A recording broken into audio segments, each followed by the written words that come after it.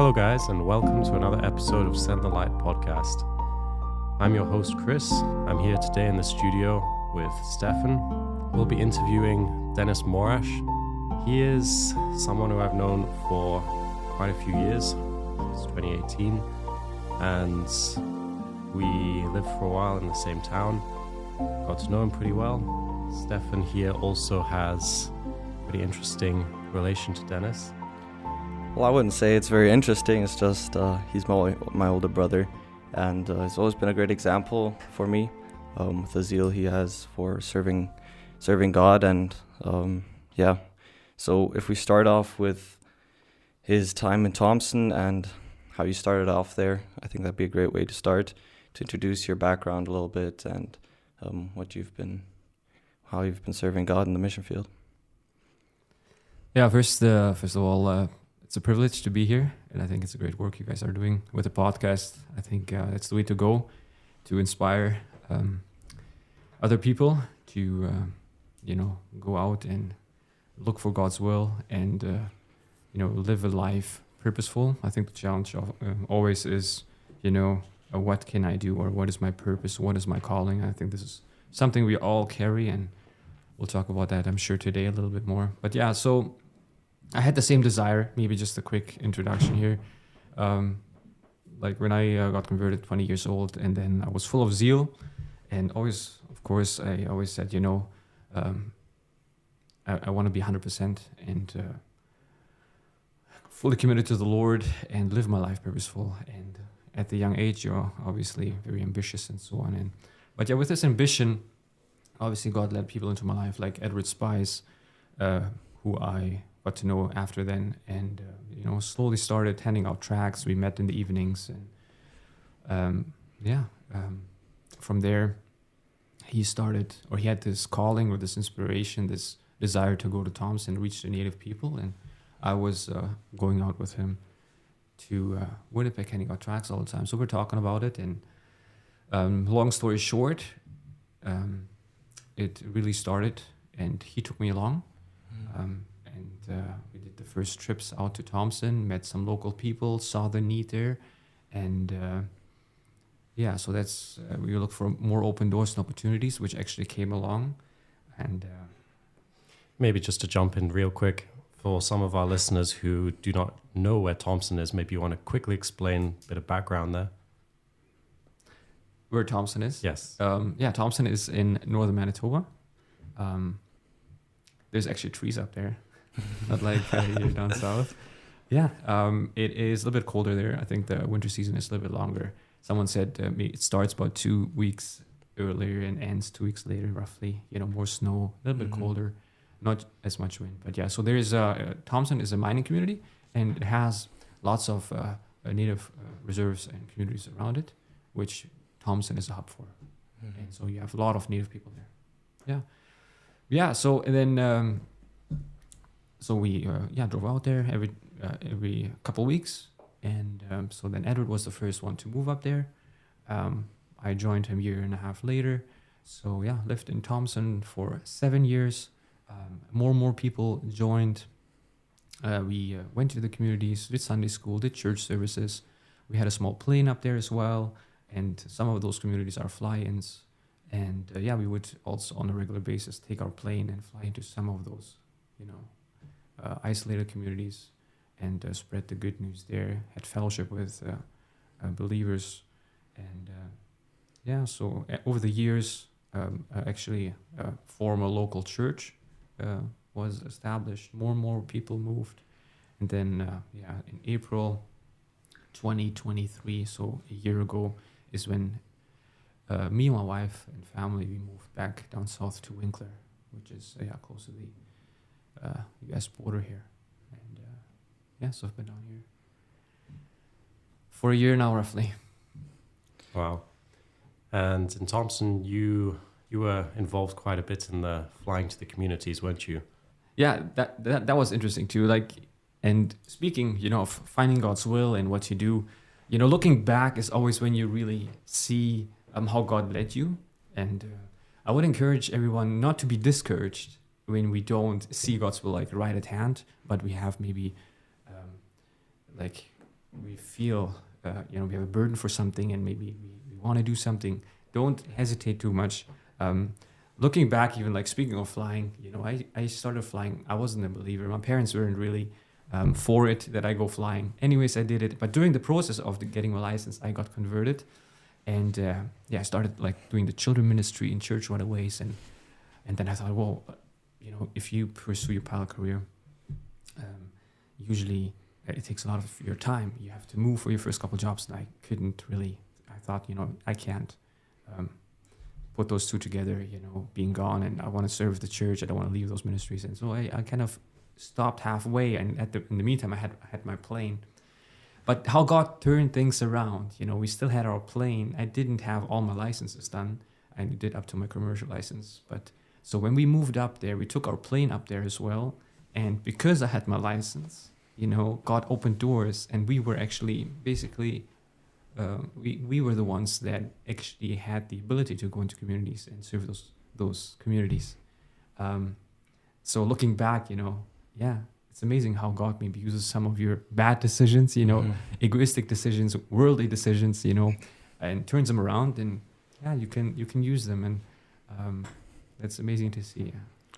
Yeah, it's amazing how God prepares you before you go into the mission field, right? So God doesn't send you out right away necessarily, but he prepares you for when he wants to send you out, right? And for those of you that listened to the last episode, Mario also spoke about it, that we need to be patient for God to show us the calling that he has for us and be ready for when that time comes, right? And so recently you did fly to Israel, and maybe tell us about your vision for that, and maybe what you drew out of that trip for further mission work, or obviously, like I mentioned before, we moved down back from where we came from, which is Winkler, a year ago, and obviously it takes some time to readjust and trying to find out, okay, where does life take you? Where does God want you actually? What is your place? Where is your calling to lift the burden that he laid upon us, right? But always my desire has always been that, or it has always been on my heart, even when we were in Thompson, that, there's so much need out there, and so I always was looking for needs that need some attention yet, which maybe have not been very attended. And so even while I was in Thompson, there was a few opportunities. I've been now 4 times to Israel, so that's not too much.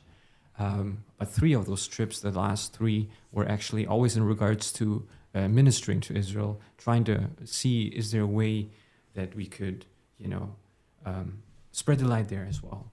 And but those opportunities, they were also brought before me, I would say.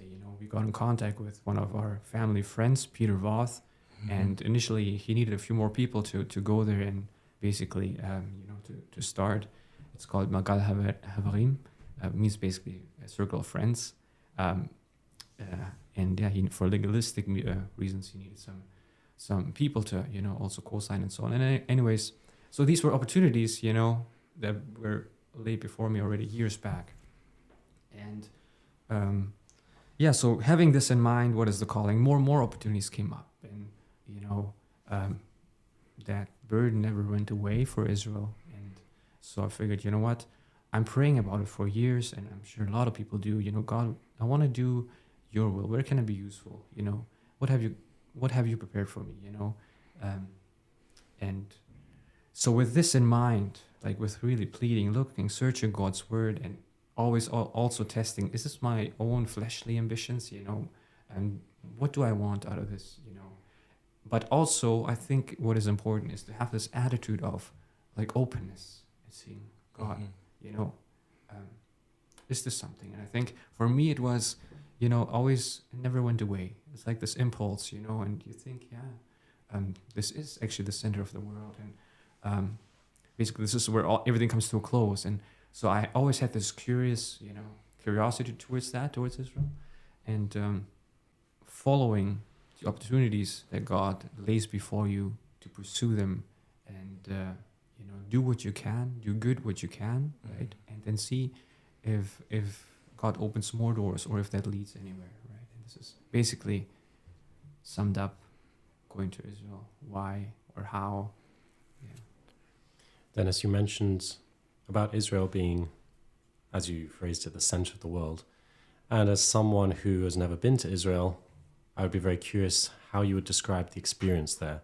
Because you've been there a few times, and maybe you can describe for us kind of what's the experience, what's the atmosphere like, especially recently after October 7th attacks. Is there anything different? Are the people different? What's it like? Yeah. And maybe in connection to that, the inner struggle I would maybe place, and maybe some people have, is, you go and you look, okay, I want to be helpful, I want to be useful, where is the need that I can fill, or that needs attention, or that I can contribute, at least maybe pray or raise some awareness. And the struggle with that was over time, like you go on your first time, you think, is there actually a need? Because those people, it's not a third world country, right? They don't live bad. Yeah, there is poverty here and there, and there's even some tribes, some Bedouins, which are considered unreached, or even Druze people, right? I would say in general, the Jews, they have a very strong opinion, right? And they don't see themselves as being in need. So when you go and look for someone to help in need, you're not, you don't feel pity, or I feel so sorry for them, right? So that is the first reaction.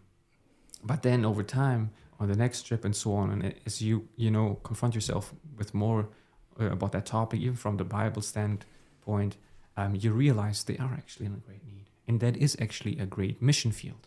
And all of a sudden, like this attitude, or what you see in front of your eyes, or the attitude of the people, the Orthodox, they will reject you, they will persecute you, right? And you think they're not even, like, you don't feel invited necessarily, right? Or that's some vibes you can sometimes get.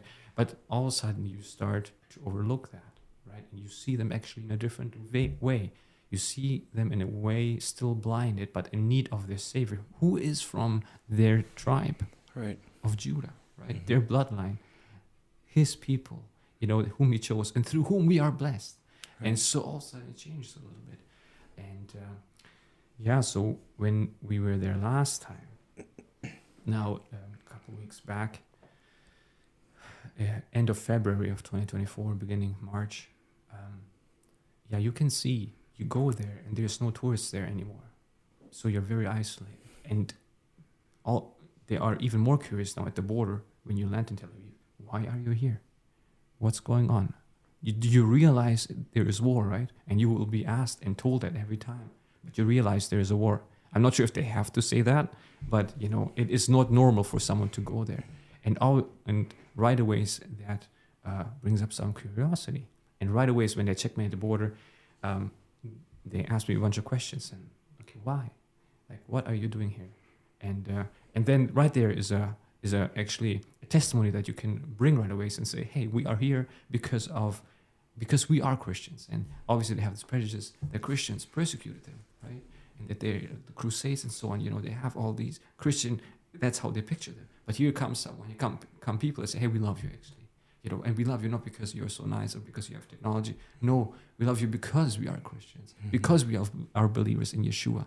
And that awakens right away curiosity. And I would say the feeling there is very isolated, and the people, from what I sensed, were very much on their defense because, it is about their survival. And right away, maybe one example. So obviously they're very united, right? They realize it is, a life and death here, and we have to stick together. So the feeling, I think, overall, they're all united in their common goal that they have. We have to protect our land, and you can see that. But one example is, we went to the Old Jerusalem, the Jewish quarter, where you go to the Western Wall. So we went to the Western Wall, we went up, Jewish quarter, and there's this like open place a little bit. And there is this menorah, this huge menorah in a huge glass. Apparently it's supposed to be for the coming temple or whatever. I'm not sure if that's true or not. Anyways, but around that place, there's You can sit there. There's benches. There's this falafel store, Jewish. It's a Jewish quarter, right? And there's almost no tourists there, right? The people that you see on the Western Wall in that area is soldiers being inaugurated for their service. So we go to that falafel stand, and this guy, serves us falafel, and then so we get talking, and he says like, what brings you guys here? Because there is not many visitors, there's not many tourists. You're like, why are you realize there's war, right? Like, I'm curious. Mm-hmm. And so we started talking, and we said, yeah, I'm actually here because we love you. We love Israel. We love, because we are believer in Yeshua as Messiah, right? We are Christians. Oh yeah, I heard about that. Interesting. I said, yeah, I want you to know. So I told him, I want to know there's a lot of, anti-Semitism maybe, or you will hear like Christians, all kinds of things. But I want to let you know, there's actually so many churches in Canada, I'm from Canada, that pray for you. We pray for you, and we love you. And that is because we were told in the Bible. And he says, oh, really? And he was like so surprised and amazed. He says, thank you very much. Like, we really appreciate that. And then he says, is that actually because, is that Paul or the Apostle Paul in the New Testament about the branches, like that you are, plugged into the olive tree? Mm-hmm. And I said, yeah, exactly. So he already knew, and I said yes. Oh, wow. And then I said yes, and that's what we believe as Christians. You are the root, you are the actual ones, but we are, we draw from you guys, and that's why we appreciate you. And yeah, and like testimonies like this, if there would be a normal time, right, normal season, no hardships, they wouldn't be curious why you come. They think, they come because of their Christian shrines. There are so many shrines, right? So many churches, and you can visit all these places. They come for maybe selfish reasons, is maybe the general perception. But now you come in a time of war. What brings you here? You risk your life, basically in their minds, right, to come to us, to show solidarity, and that awakens a lot of curiosity. And if you want to support Israel, right, if you want to show that you love them, I think this is the time. Right, and this is also why we felt the urge to actually go. Because if you want to do it, if you want to really show, now is the time to do it, right? This situation of the war. Right, because this has technically opened doors to reach the people in a different way than previously has, right? Exactly. And just curious, was there ever any thought before going that obviously with this hostile atmosphere around Israel and the surrounding countries, just to like hold off on this trip at all and just wait till it settles a little bit, see how it turns out, and then maybe do a trip? Was there ever that consideration on your part? Right, because you were leaving your family behind.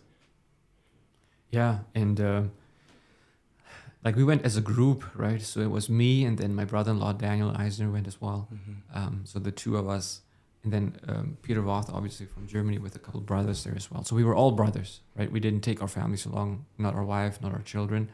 But, that thought crosses you, right? And when you explain your children where you go, mm-hmm. right, and you want them to pray for you, maybe you exaggerate a little bit, saying, Daddy, you know what? That you don't get hit by a bomb and stuff like that. But then, obviously, then they pray more earnestly for you, right? Yeah, you don't want to scare them too much. But to be honest... and I will also say this, not that I had any fear or anything like that. I don't know. Maybe when you see the actual bombs flying over you, it might change a little bit, or when you have to run to a bomb shelter, when the reality hits you. I never had any doubts or anything like that. But when we were there with the group, we had, exchanged a little bit, and there's, some of the wives, they were cautioned. They said, you don't go. It's the initial reaction to their husbands, right? Please don't go. But then after, explaining and, the whole trip and the reason for it, then, oh yeah, no, it's good, then it changes. But nevertheless, I think it's still a conscious decision that you go with the risk. And here's maybe one thing that we have to learn, if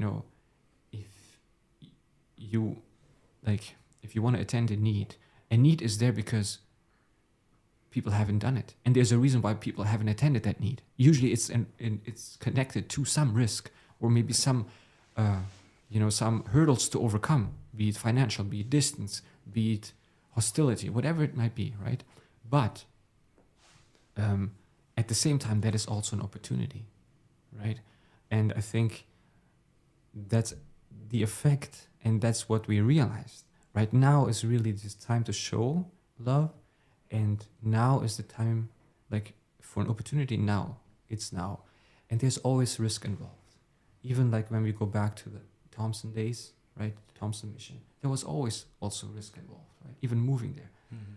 You move the whole family. And I know, for example, Edward and so on, bringing small kids in this rough environment, I would say, right? Isolated from their family, friends, and parents and so on. There's a risk. And obviously voices are, you hear voices, you have to be responsible with your kids and so on. But then looking back, it was worth it, right? If you ask him, if you ask Edward, he will say that.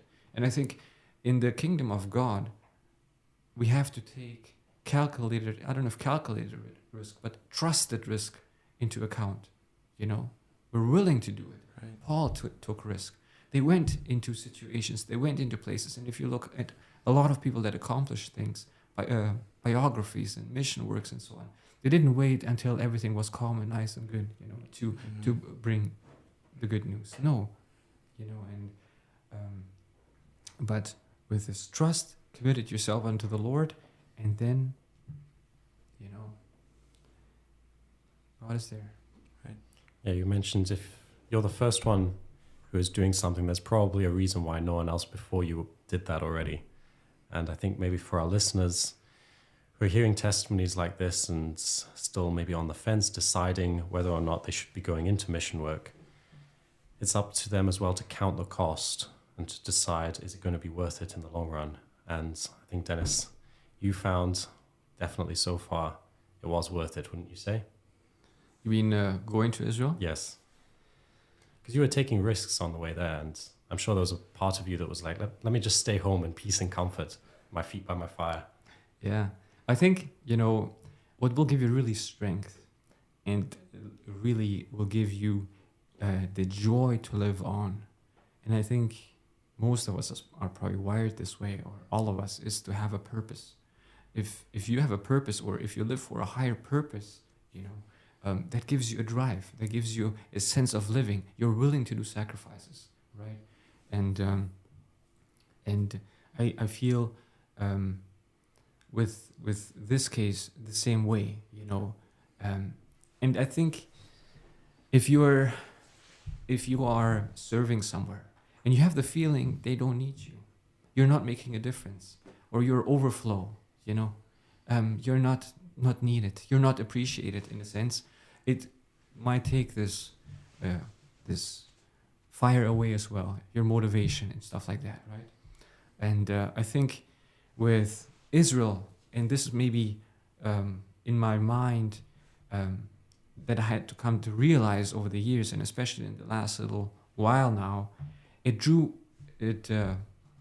my conviction got even stronger. And with that, your strength and your fire becomes stronger as well.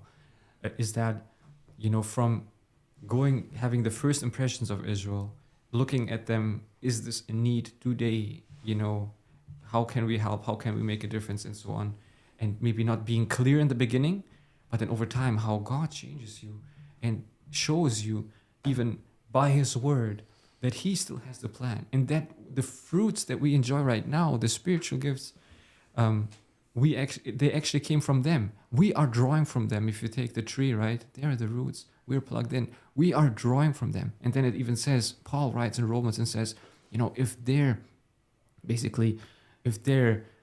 so to speak, casting out, or, and us grafting in, if their curse has become our blessing, can you imagine our blessing if they will be plugged in?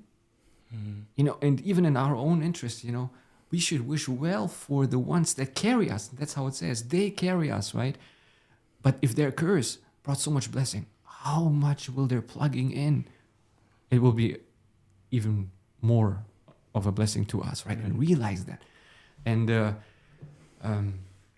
Yeah. So, but also what I maybe will add to this is, I found that in our circles, and I will maybe mention that, that's how I always felt, and I always wasn't sure about Israel, is I always found I was always struggling. Okay, how do I pray for Israel? Why? Like, as soon as you bring up Israel in our minds or in our circles at least, we connect it to politics right away. And obviously from the roots that we have, in the Reformation, going through the Anabaptists and from the Mennonites, they didn't want to have anything to do with politics, and they didn't want the government to be involved in church at all, and so on. And so having this, we isolate ourselves, we don't want it's a separate institution, the church, under God.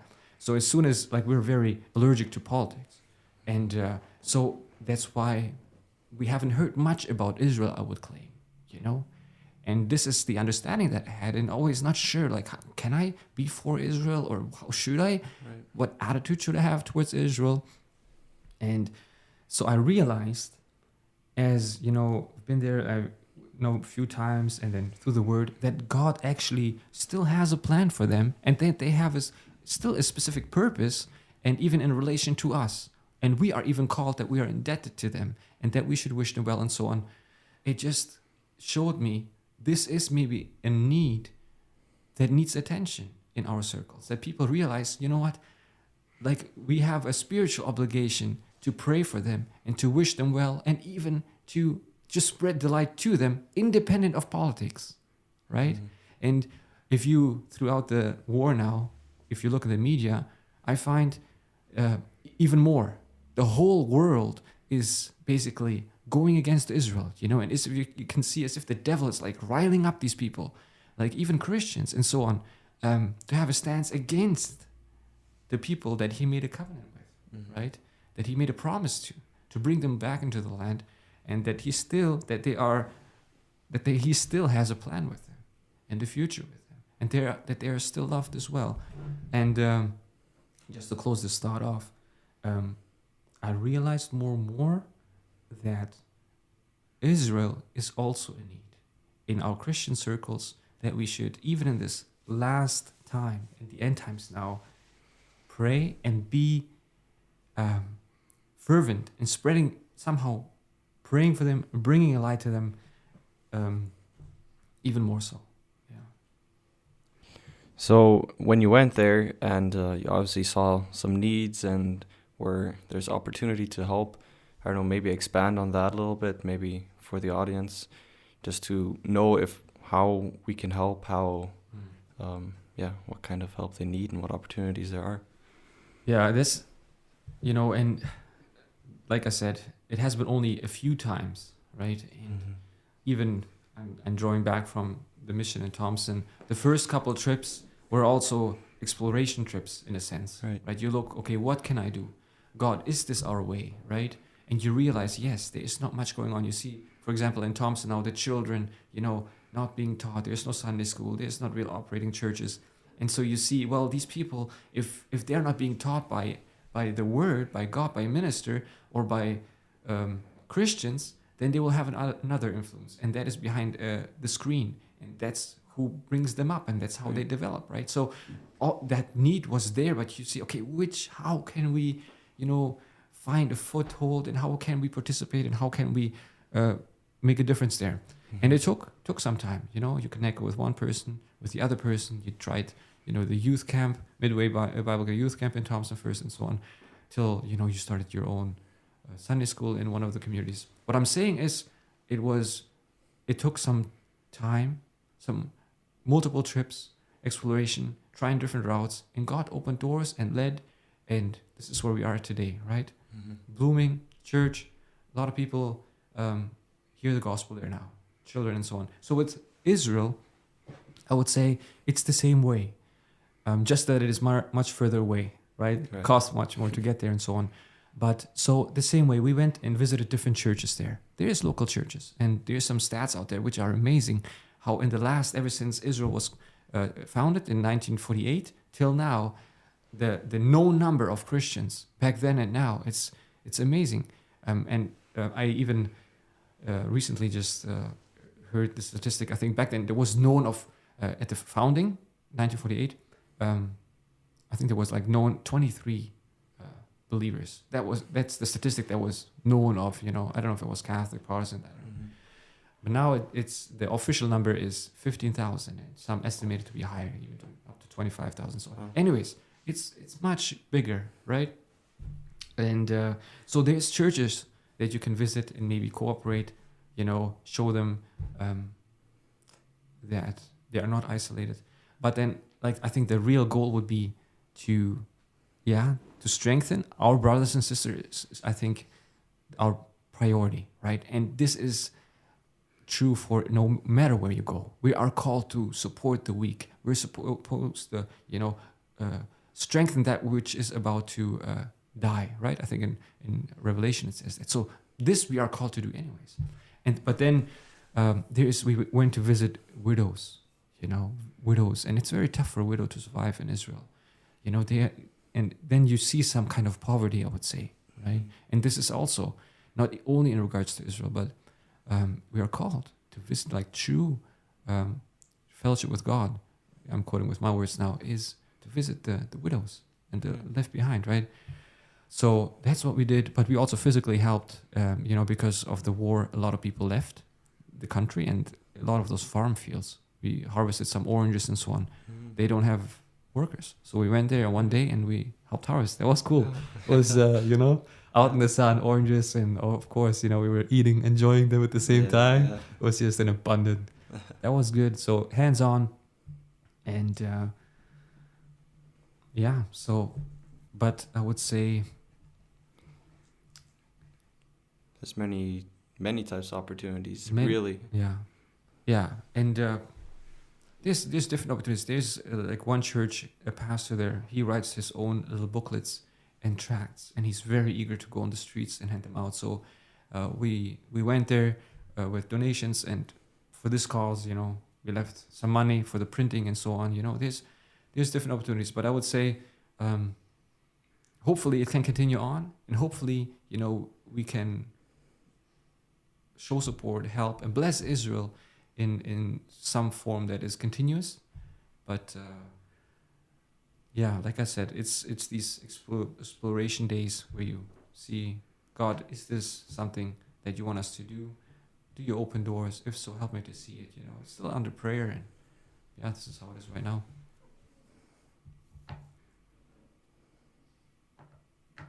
I can almost see some similarities between your trip and when you read the book God's Smuggler. You see Brother Andrew is crossing a lot of borders, and when people ask him, well, you're going in the wrong direction, why would you want to go into these countries? And he says, well, I'm here looking for my friends in faraway countries. And you were almost like that, crossing into Israel looking for your friends, but here these are the Jews instead of the Christians. I think that was in itself a testimony to the people around you. But maybe just quickly going back to the ways which you helped in Israel, how did you find out about those? Let's say I'm a newcomer to Israel, flying on a plane, I'm staying somewhere in Israel. How do I find out where the needs are? You said you're helping with the harvest. Maybe for an example, just show us, how did you find out about that? Yeah, so it was not all on my own initiative, obviously, right? So I was always, so it was led by Peter Voth out of Germany, and he has been there lots of times, right? And he has their connections to church leaders and some other connections that he has. And so, the opportunity came up for us. We've been with him multiple times now. And so we went with him. And I think this is probably what you need, because if you go there just by yourself or Israel, most likely, you'll be in the tourism trail, right? Which I would for sure recommend doing on your first trip. Absolutely. Mm-hmm. Do that. But then, so that's a good way to start, see if anybody is doing something already, maybe go do a tourism trip, but visit a church, and there is different, English speaking churches, a lot of Russian speaking churches as well. But, try to connect with believers there, and I think often it is important to work together with the local people, right? Because we will leave, but there's people to stay, right? And so I would, This is probably, I would say, the way to go to connect with someone that has been there, that has done something, that knows someone, and go that way. The priority, you would say, would be strengthening and building up churches there in the local region, which is kind of how we took that approach in Thompson, would you say? Yeah, exactly. I think this is probably the best way, because they are already in the community and they have the connections, they have the cultural insights. Even in Thompson, you notice that, right? The cultural insights, and they have connections to other people, but they feel stronger if they feel supported, which the support comes from us, let's say, right? But one thought that I would maybe add to this is, and I think we've heard that multiple times when you follow the news and so on, and different channels, people in Israel, there was a big majority, a lot of people were on the far left, right? There was into some spirituality or atheism or whatever, right? But through this war that they have now, maybe the darkest hours since the founding, you hear so many reports from leaders of Israel, and even spiritual leaders that assess that a lot of people that were so far on the left, that were atheists, that didn't care about spiritual things really, they go back to their spiritual roots that they have. And they go back to maybe the synagogue or Orthodox, or they look for the Bible. They start praying, They go back to the spiritual and they look for this God to give them an answer to help them. This is a real sign that you hear a lot of people speak about. So, but now imagine these people, they go back, right? And this is why we shouldn't only focus on the local church there, which we should prioritize, but just maybe as a thought, a lot of these people, they don't know what a true believer in Yeshua looks like, that loves Israel. They don't.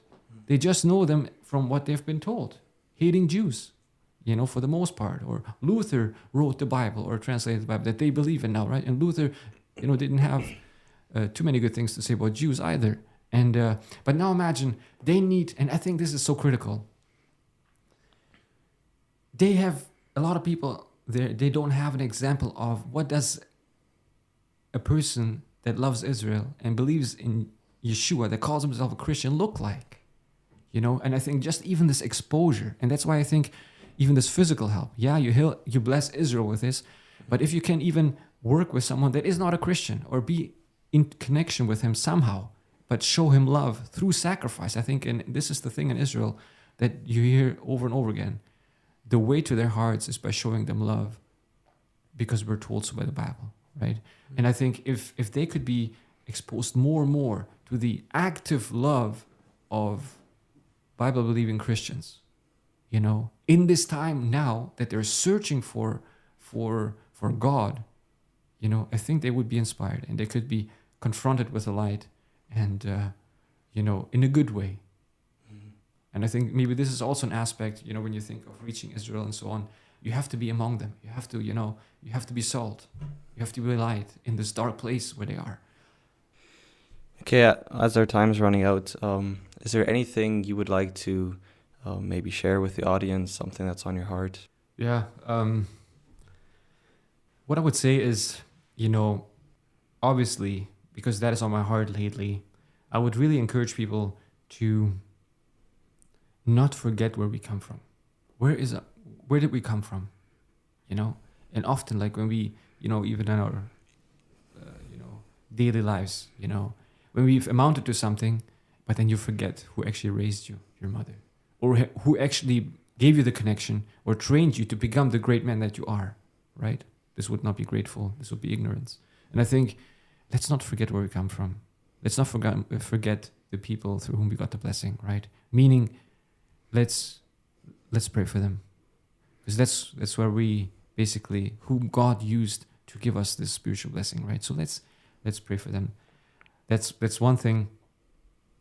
And the other thing is that I would maybe say to our listeners, and I'm sure if you listen to this podcast, you do this for a reason. You probably look, to serve God as well, to be useful in His kingdom, and to use the time energy, money, and everything that he gave you for him. And with this in mind, I would say not everybody is maybe called to go out to Israel and bless them. Not everybody is called to maybe go to Israel, to Thompson or to any other place, right?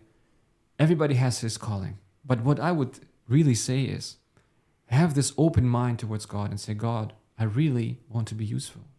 And in whatever you have prepared for me, you have created me in a certain way, you have given me certain gifts, and I want to use them, right? I don't necessarily need to be a big, great man accomplishing big, great things, pioneer of this and that. It could be whatever.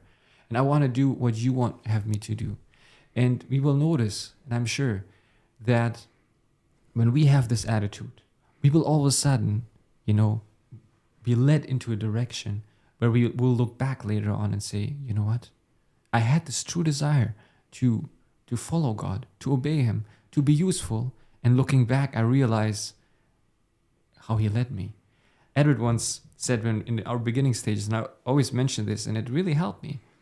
We were driving in the van to Winnipeg, Kenningout tracks, and he said, and I said, yeah, I don't know, Edward, if you can use me and so on. Like, if God has anything for me, I have no capabilities. I can't sing. I'm not musically inclined and so on. Like most of my family, I would say.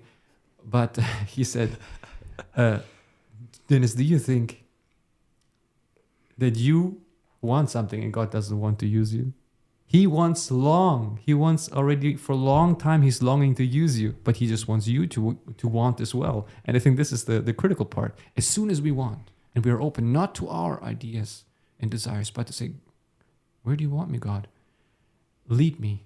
And we will see his guidance. Yeah. And I would say, just let's be open to really, Lord, show me, help me, lead me day by day. I commit, like it says in Proverbs 16:3. I would really recommend everybody remembering that. It's easy. It's the opposite of John 3:16. This one is Proverbs 16:3. Commit your work to the Lord and your plans will be established. If we commit our works unto the Lord and say, Lord, this is on my mind, I give it to you. Lead me. He promised he will.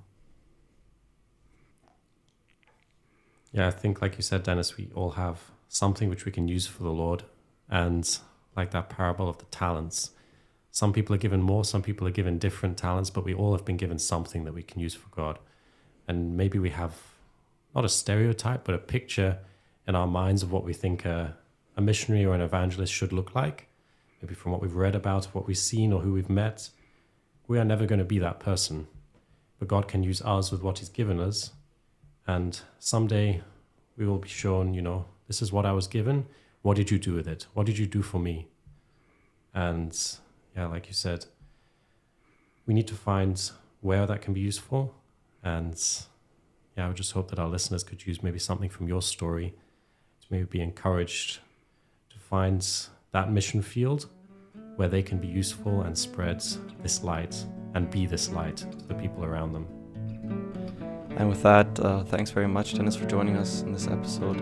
It was a blessing having you, and I hope the listeners can really take an inspiration from what has been shared here today.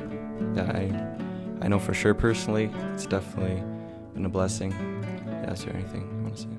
Yeah, thank you guys. It's been a privilege, and I really hope that God is blessing you.